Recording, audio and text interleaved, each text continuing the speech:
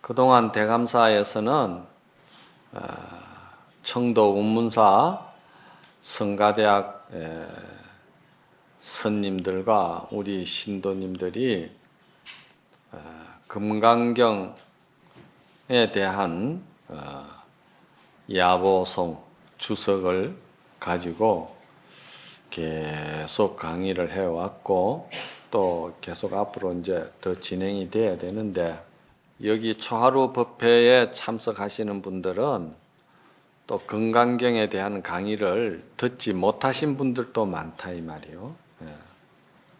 어쩌다 한 번씩 이제 초하루 날 절에 오시다 보니까 이제 그런 그 특강을 이제 못 들으신 분들이 많고, 듣지 못했던 어찌했든 간에 여러분들이 평소에 일생 동안 지성으로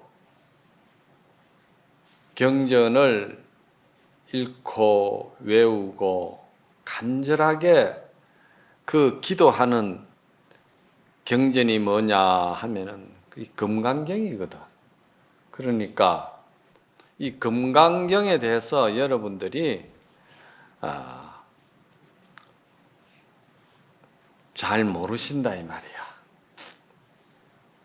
금강경은 읽기는 많이 읽는데 이제 그 속 뜻을 모르고 경을 읽는다 이 말입니다.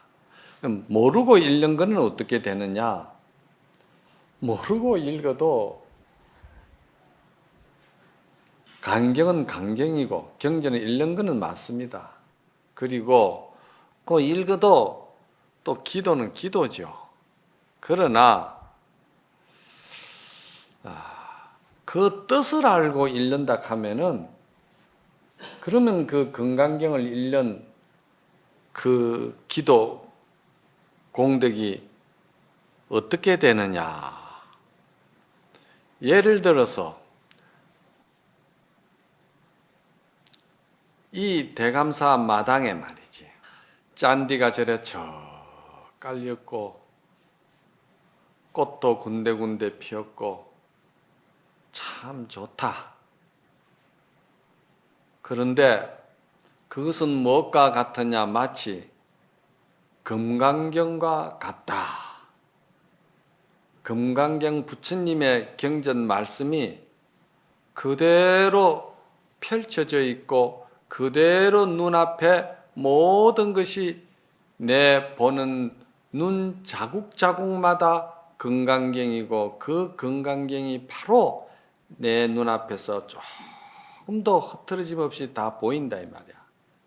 그런데 금강경 내용을 알고 그 담겨 있는 진리와 뜻을 확실히 안다 할 때는 그 금강경 내용을 내가 소화를 시켰을 때는 말이지, 저 아름다운 나무 수국이나 여러 가지 꽃들이 다 내 가슴 속에 그대로 들어오는 거예요. 그러면은 꽃과 모든 여기에 도량의 아름다운 그런 그 나무들이 다 내 속에 들어오기만 하느냐? 내가 또 그 자국자국 꽃 송이송이마다 내가 또 들어앉는 거예요. 그럼 이건 뭐냐? 둘이 아니고 하나의 한 모습으로 돌아간다. 이게 이제 부처님께서 말씀하시는 모든 생명은 다 한 모습이다. 이 한 모습을 부처님은 뭐라고 말씀하시냐면은 천상천하의 유아독존이라, 하늘이나 하늘 아래 땅 위에서 모든 있는 생명들은 유아독존이라, 오직 내가 홀로 높다 이 말이야. 그러면 여기서 오직 내가 홀로 높다는 말은 뭐냐 하면은, 지금 여러분들이 이 법사의 법문을 듣고 또 저를 보고 또 나름대로 판단하고 또 나름대로 이해하는 마음속에 아름아리 생각이 펼쳐지고 있고 이런 것들이 다 말이지 이 마치 대감사 마당에 천 가지 만 가지 꽃들이 이렇게 피어지면서 그것이 다 그대로 보는 나와 그 모든 꽃들과 생명들이 둘이 아니라는 거예요. 둘이 아니라는 그 이치를 알고 그러한 그 진리를 아는 그 물건이 있다 이 말이야. 그 물건은 육신이 그걸 보고 아느냐? 육신이 그걸 보고 아는 건 아니거든. 육신이 보고 아는 것 같으면은 숨 끊어지고 나면은 모든 것이 다 일체가 다 알지 못하는 세계로 돌아가는데 육신이 아는 건 아니지 않냐 이 말이야. 그래서 영원한 불변에 죽음도 없고 태어남도 없다 이 말이야. 왜 태어남이 없느냐? 죽질 않기 때문에 태어남이 없다 이 말이지. 그러한 나의 본래 본성의 그 마음의 주인공이 있는데 그 주인공이 가장 홀로 높다 이 말이야. 그 지혜롭다 이 말이지. 그러한 그 자신의 그 자성을 말이지. 성품을 참으로 이렇게 밝게 지혜롭게 정장할 수 있는 그 내용이 뭐냐면은 그게 건강경 진리 뜻이다 이 말입니다. 그런데 이제 건강경을 만날 들어도 여러분들이 독송해도 말이지 그 건강경 속에 들어앉아 있는 뜻을 모르니까 그냥 계속 읽기만 한다 이 말이지. 읽기만. 읽으면 모든 것이 다 좋은 것으로서 된다는 나름대로 자기 확신과 믿음이 있어서 그러한 기도를 하시겠지만은 그거는 한편으로 스스로 말이지 자기 욕심에 자기가 살아온 삶의 모습 가운데에 익혀진 업이라는 게 있거든. 그 업에 도취돼 가지고 그걸 자아도취라고 그래. 그래서 자기 스스로 자기가 만족하고 싶어서 만족한 그러한 생각을 일으켜서 그게 만족할 뿐이지 참으로 공덕성은 아니다 이 말이에요. 공덕이 되는 건 아니다.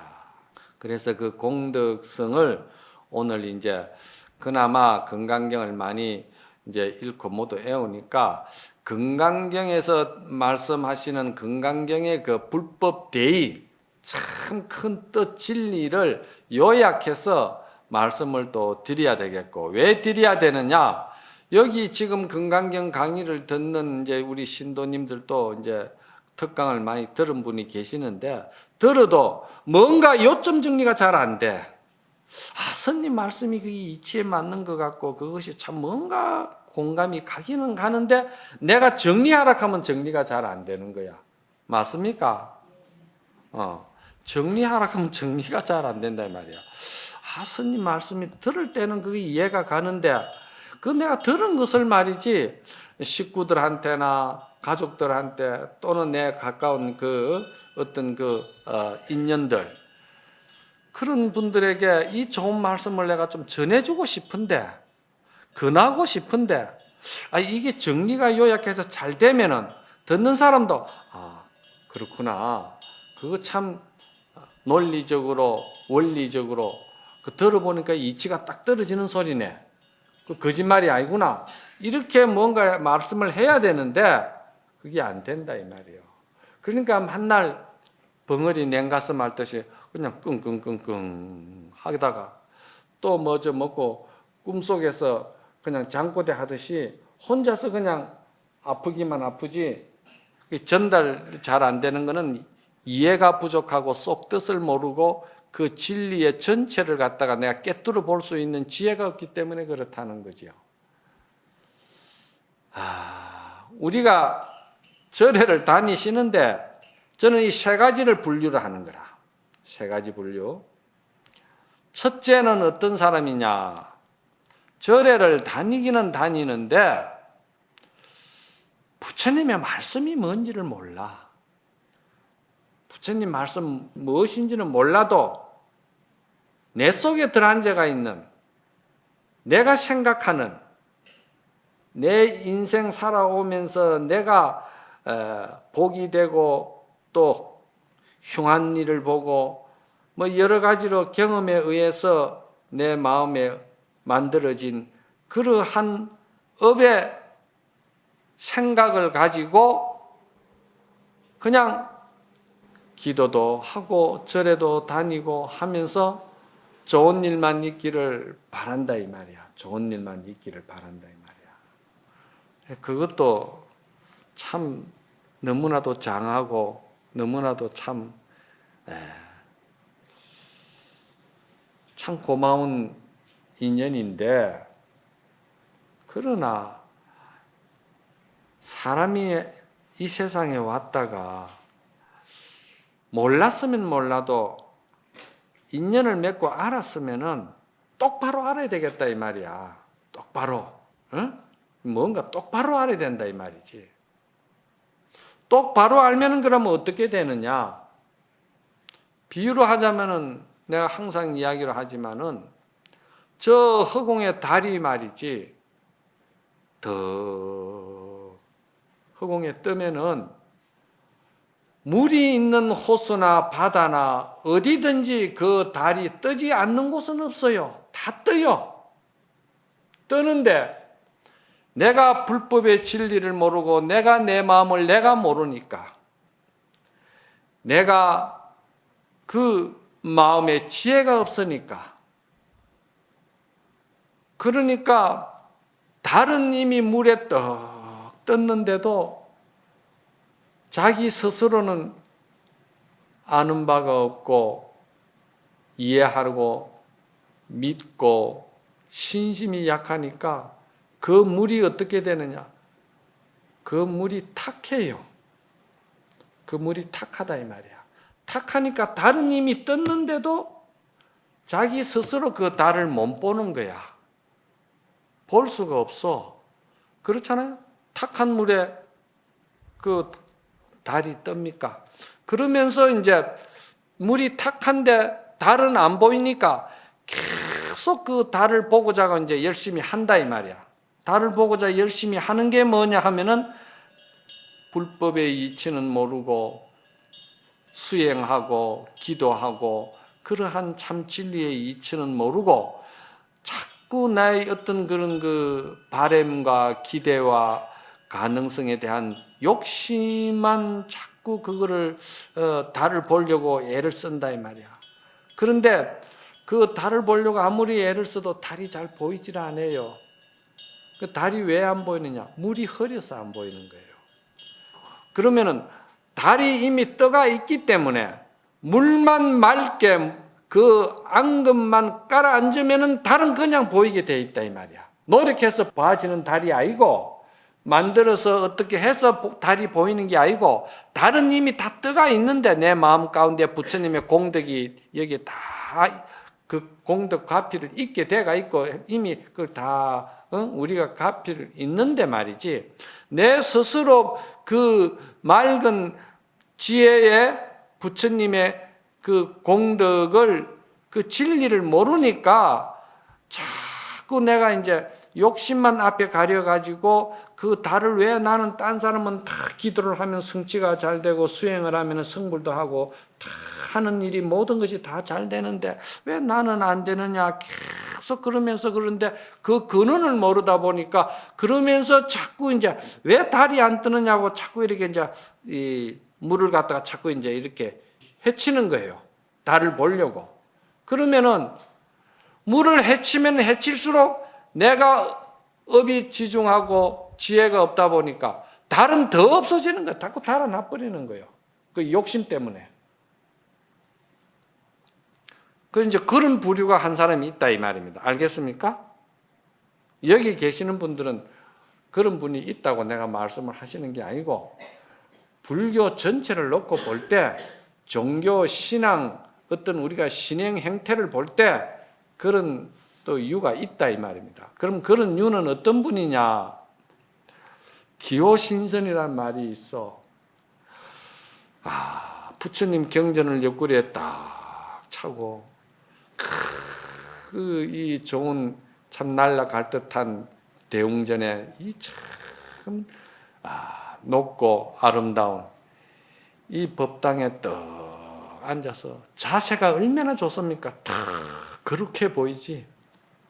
그러면서 기도를 한다고 탁 하고 있으니까 길 가는 사람이나 지나가는 사람이나 그 사람을 볼 때 저 사람은 참 복이 많고 공덕이 많고 참 대단한 성근이 많은 사람이구나. 이 삭막하고 이 참 여러 가지로 살기 어려운 척박한 이 인생 속에서 저 마음을 닦고 말이지 그 공덕을 빌기 위해서 저렇게 근엄하게 앉아있는 모습을 보니까 참 전 사람은 전생에 무슨 복을 많이 지어서 저렇게 큰 공덕을 성취하려고 저러나 이제 이 생각을 하는 거예요. 그렇죠?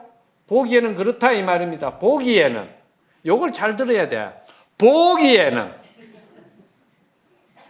이게 무엇과 같으냐 하면은 호랑이 탄 신선과 같다 이 말입니다.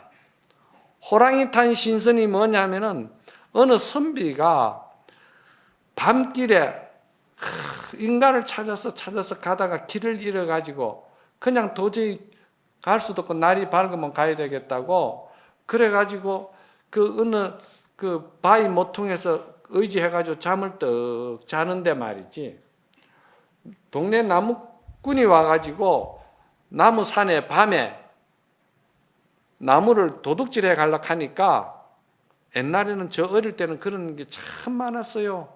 살기가 어려워가지고 남의 개인산에 절산에 그냥 낮에는 못 비고 밤에 와서 비는 거야. 그렇게 훔쳐가는 사람은 아끼는 것도 없어요.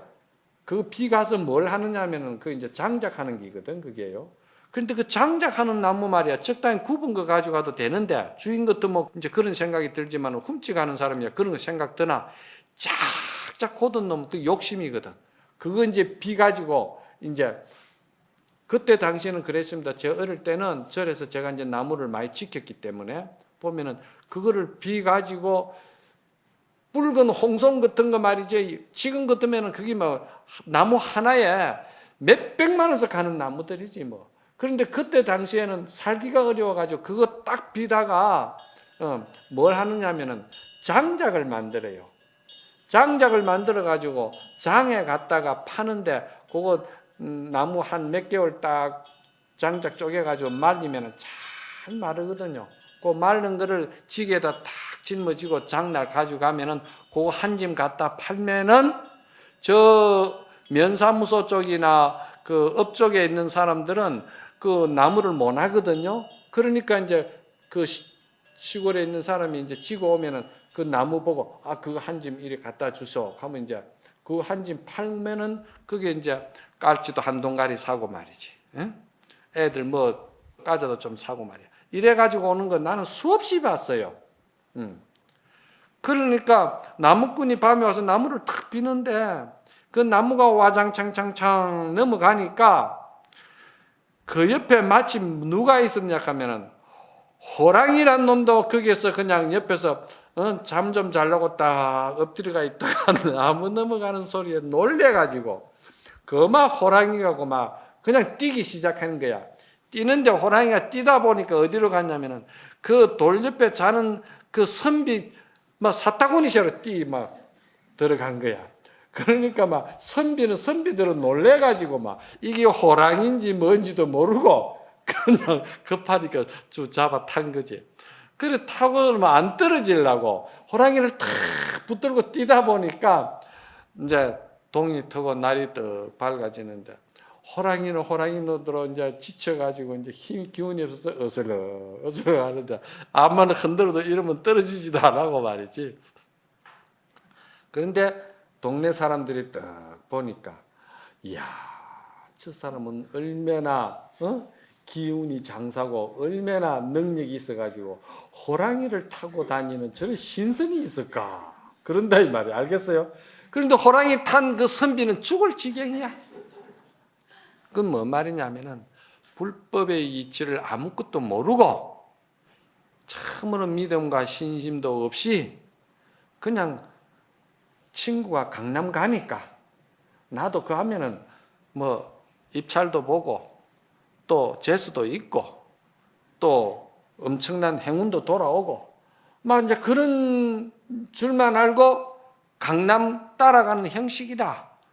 그러니까 남이 보기에는 법당에 그럴듯하게 점잖고 근엄하게 참 신심 있고 그런 신선처럼 앉았지만은 쏙 내용이 없다 이 말이요.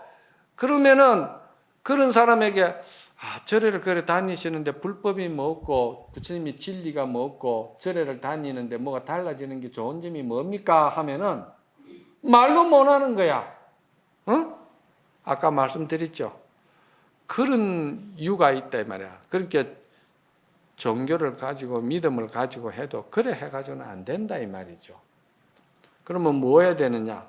종교나 이 우리가 수행이나 이 또 신행생활이라는 것은 이걸 하면은 하고 또 법문을 들으면 듣고 이러한 것들이 그대로 나에게 내 마음의 양식이 되고 내 마음에 또 말이지 인격이 되고 또 내 마음에 아주 순수한 본래 나의 그 인품의 순수성을 살려내는 그런 것이 약이 되어 가지고 그래서 일상생활에서 말이지 내 인격이 달라져야 되는 거라. 하던 그 업을 그대로 업노름하고 어리석은 짓 그대로 어리석은 짓 하고 해서는 안 될 인간으로서 그런 그 망상 덩어리를 피우면서 사는 그거는 사는 그대로 살면서 그냥 절에 자꾸 이렇게 다니기만 하고 법문만 자꾸 듣고 뭐 한다고 내 어떤 삶의 질이 달라지는 것이 아니고 내 인생의 삶의 어떤 그런 그 말이지 참으로 행복감을 내가 느끼는 그런 것이 전혀 없는 말이지. 인격이 완전히 바뀐 그런 신앙생활을 못하고 선비가 사서상경을 말이지 앞으로 읽고 뒤로 읽고 말이지 돌아가면서 읽고 막 사방팔방 마음대로 읽고 외운다 하더라도 그 선비가 꽁생원이 돼가지고 과거 한번 붙지 못하고 만날 말이지 읽기는 줄줄줄줄줄 잘 읽는데 과거 시험 보러 가면 만날 떨어지지. 또 집에서는 만날 가족들한테 꽁생원 소리 듣지. 뭐 생각이 훤출하게 좀 이렇게 지혜가 턱 트여야 되는데 그런 그 장구의 어떤 기백도 보이도 안 하고 이게 글만 읽었지 하나 또 달라지는 게 없다 이 말이에요. 그걸 뭐라 하냐면은 서자 서여 아자 알아. 글은 그리고 나는 나고 그냥 따로따로 논다 이 말입니다. 그 이제 종교가 그렇게 돼서는 안 된다 이 말입니다. 아시겠어요?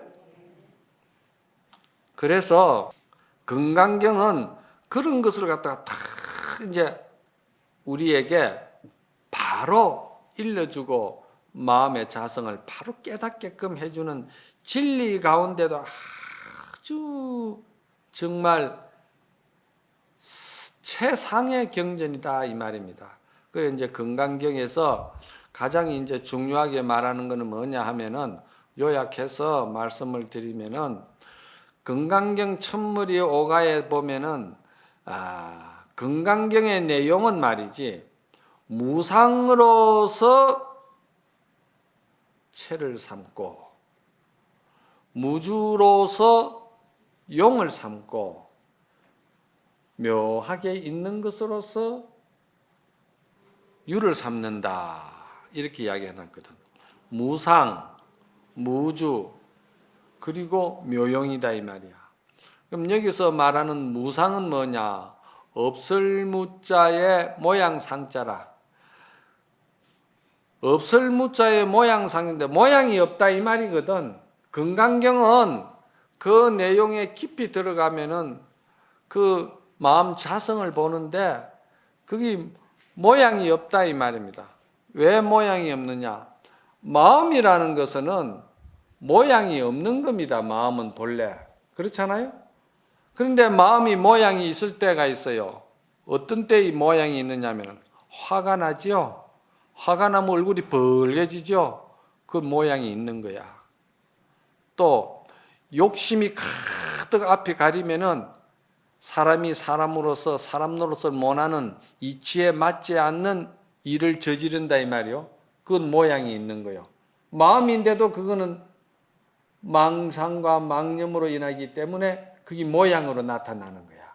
그런데 그 마음이라는 것이 참으로 고요하고 아주 안정되고 평화롭고 참으로 그 행복한 그게 마음에 들어가 있으면은 그것은 내 스스로도 내 마음을 내가 볼 수가 없게끔 그렇게 되어 있어요. 그렇게 마음이 고요하다 이 말입니다. 그래서 그 고요한 모양이 없는 것으로서 마음을 채를 딱 삼는데 그거를 갖다 금강경에서는 뭐라고 그러느냐 하면은 그거를 무아라고 그래. 내가 없다 이 말이야. 무아. 우리가 무아지경이라고도 그러잖아. 무아지경. 무아지경이 들어가면은 내가 있는 걸 못 느끼잖아요. 그러면 내가 있는 걸 못 본다는 거는 내 번뇌, 망상, 잡념, 욕심, 이기심, 비교하는 마음, 뭐 남을 상처 주고 싶은 마음, 뭐 남을 반목하고 막 이러는 것들은 그게 전부 다 모양이 있는 것이 되는 거라. 그런데 그런 것이 없다 이 말입니다. 무아. 알겠습니까? 그런 생각에 내가 없다. 그게 나아자거든. 그런 생각에 내가 없다. 그게 무아라. 알겠습니까? 그런 생각이 없이 모든 선행을 하고 베풀기도 하고 복도 짓고 기도도 열심히 하고 공덕도 짓고 그렇게 하는 것을 뭐라고 그러냐면은 금강경에서는 그거를 보살이라고 그래. 보살. 보살. 아시겠죠? 네. 여러분들 다 보살이잖아. 어? 그 내용을 다 갖춘 보살인지 아닌지는 난 잘 모르지만은 여러분들 다 보살이잖아. 어느 보살님, 무슨 보살님, 무슨 보살님. 다 호랑이 탄 신선인지는 잘 모르겠지만은 그렇다 이 말입니다. 그러니까 그런 것이 전혀 없는 말이지 무아라는 말은 그런 그 번뇌, 망상, 자기 이기심, 어리석은 중생심인 내가 나았자 그죠? 내가 없다 이 말이에요. 그걸 무아라고 그러는 거예요. 그 무아의 마음으로서 선행을 하고 공덕을 짓고 이렇게 참 여러 가지 많이 하는 것을 갖다가 그걸 뭐라고 그러냐? 그걸 보살이라고 그런다 이 말이에요. 그러면 여기서 우리가 선남자 선녀이라 하거든. 금강경에서는 또 보살이라 하기도 하고. 그런데 우리가 이 가정에서나 직장에서나 사회에서나 이 무아의 마음으로 보살의 마음으로 살아라고 금강경은 가르치는 거예요. 그러면은 자 어떤 것이 금강경에서 말하는 무아의 마음으로 우리가 사느냐 이거를 한번 이제 제가 비유를 해볼게. 예를 들어서 여러분들이 가정에 가족들과 함께 어울리가 사는데 남편은 날만 새면 직장에 가가지고 열심히 직장 생활하고 그래도 내 한 목숨, 내 한 인생의 삶을 위해서 사는 게 아니고 나의 딸린 가족이 예를 들어서 몇 명이 될 수도 있고 수십 명이 될 수도 있고 또 큰 회사에 내가 사장인 것 같으면은 내가 거느리는 식구가 몇백 명도 되고 몇천 명도 되는 거 아닙니까? 이 사실 현실적으로 바로 우리가 내가 비유를 드는 거야. 그런데 작게로 말하면은 그 직장의 한 남자로서 우리가 표현할 수가 있고 크게 말하면은 CEO로 그 사람이 큰 회사의 사장으로도 볼 수가 있고 그렇잖아요? 내용은 똑같아요. 무슨 내용이냐? 무아의 마음으로 보살의 마음으로 해야 된다는 거예요. 그러면 직장을 다니는 사람이 자기 개인적인 욕심이나 자기 개인적인 이기심이나 자기 개인적인 어떤 자존심이나 자기 개인적인 어떤 말이지 불만이나 이런 걸 가지고 직장 생활을 하면은 그 사람은 무아도 아니고 보살도 아니고 그 직장의 직원도 아니야. 무슨 말인가 알겠어요? 직원이 아니다 이 말이야. 그거는 호랑이 탄 선비와 같아서 아무것도 모르고 그냥 날수만 채워가지고 내가 돈 받아 챙기는 것밖에 안 된다 이 말이에요. 왜 그러냐? 이치를 알고 사람이 살아가는 이치를 아는 사람은 내가 이 직장에 와서 생활을 하고 할 때는 나는 없어져야 되는 거야. 내가 없어야 돼. 내 욕심과 이기심과 이런 것이 잡탱이가 들어가면 안 된다 이 말이야. 그럼 뭐만 있느냐? 나에게는 직장만 있고 회사만 있는 거야. 오로지 회사와 내가 둘이 아니고 하나의 어떤 일체감을 이룰 때 나도 살고 회사도 사는 거야. 사장도 마찬가지야. 사장도 오로지 내 개인적인 어떤 욕심이나 조금 전에 말했듯이 그런 잡다한 자존심이나 이런 자기의 욕심 그런 것만 생각하지 말고 그런 것이 전혀 없을 때 그 사람이 정말 그 회사의 회사 사장이 되는 거예요. 회사하고 사장은 하나다 이 말이야. 그러면 회사하고 사장만 하나냐? 회사하고 직원도 하나다 이 말이야. 이것이 뭐냐면은 이것이 그대로 무아라. 이것이 그대로 보살이라. 이것을 그대로 뭐라고 그러냐? 무상이라고 그래. 금강경에서는. 그걸 내가 알기 쉽게 지금 비유를 해주는 거야. 무상이다, 무아다, 보살이다 하니까 뭐 대단히 어렵고 이해가 안 가고 그러니까 내가 생활 속에 이렇게 연계시켜서 말씀을 드리는 거예요. 그러면은 그 사람은 보살이 되는 거예요.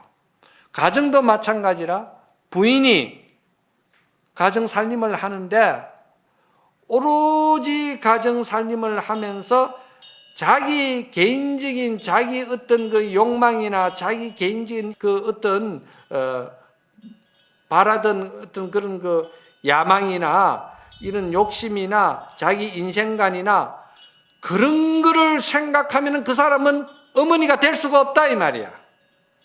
무슨 말인가 알아요? 그건 어머니가 될 수가 없어요. 그는 그 사람은 한 가정의 여자로서 그거 있을 수가 없다 이 말이야. 그러면 어머니는 어떤 분이 어머니냐? 나의 모든 개인적인 생각의 욕심이나 욕망이나 자기 생각하던 그런 것들이 전혀 없이 오로지 나에게는 가정만 있고 나에게는 가족만 있고 나에게는 오로지 주변의 대소간의 인연들만 있고 그러면서 그러한 속에서 나는 없고 그 사람들만 있는 거야. 무슨 말인가 알아요? 그 사람이 보살이고 그 사람이 무하다 이 말이요. 내가 없어져 버리니까. 그 없애는 거는 그거 좋은 기거든. 그 수악한 욕심 같은 거, 자존심 같은 거, 그 시비 같은 거, 막 이런 중생심 이런 것은 그 없어지는 게 좋다 이 말이야. 그거 있으면은 가정도 제대로 지키지 못하고 또 제대로 가족을 행복하게 내가 책임질 수가 없다 이 말이에요. 그러니까 그런 것을 여러분들이 집에서도 무아가 되고 보살이 될 때, 무상이 될 때 여러분들이 제대로 이제 어머니가 되는 거예요. 아버지는 그럼으로써 참으로 회사만 있고 가족만 있고 생각할 때 자기 것이 없을 때는 그 사람은 정말 무아가 되고 보살이 된다 이 말이야. 금강경은 그걸 요구하고 있고 그거를 가르치고 있고 그렇게 살아라고 인격을 그렇게 살아라고 자꾸 이제 요구를 하고 있는 거야. 네. 이게 이제 금강경에서 말씀하는 정말에서 무상, 무아, 보살 이거를 말하는 거예요. 그런데 만약에 여러분들이 그렇지 못하고 아까 달은 다 떴는데 자꾸 자기 번뇌망상, 자기 어떤 욕심만 가지고 자꾸 물을 헤치면 달은 더욱더 부서지듯이 그냥 회사는 회사대로 따로 놀아버리고 남편은 남편으로서 남편 역할과 남편의 어떤 그런 거 참 지중한 책임감도 없이 따로 놀아버리고 가족은 가족대로, 부인은 부인대로, 그러면서 자기 개인적인 자기 어떤 그런 인생관만 자꾸 찾으려고 하면은 그 집은 그 망하는 거야. 남편이고 부인이고 자식이고 가정이고 전부 다 풍지박산이 돼버리는 거야. 그건 안 되는 거야. 그래가지고 절에 가서 첫날 만나를 가지고 저 먹고 호랑이 탄 신선처럼 해가지고 그게 무슨 의미가 있겠어요? 1000시간 만시간을 앉았은들 그게 무슨 의미가 있냐 이 말이에요.